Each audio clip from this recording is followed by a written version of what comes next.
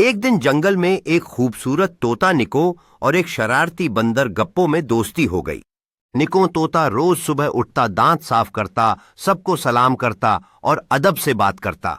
एक दिन बादशाह शेर ने घोषणा की, जो जानवर सबसे ज्यादा साफ सुथरा, मोदब और वक्त का पाबंद होगा उसे इनाम दिया जाएगा।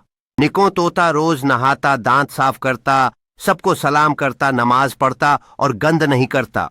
जब इनाम का दिन आया तो निको तोते को बादशाह ने जंगल का अच्छा बच्चा का तमगा दिया। गप्पो बंदर शर्मिंदा हुआ और बोला, निको, अब मैं भी तुम जैसा बनना चाहता हूं।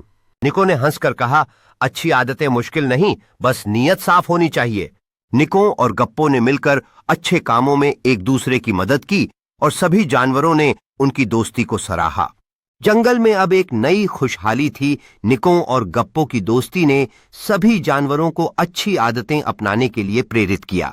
निको और गप्पो ने जंगल के सभी जानवरों को एकजुट होकर अच्छे काम करने के लिए प्रेरित किया, जिससे जंगल और भी खूबसूरत बन गया।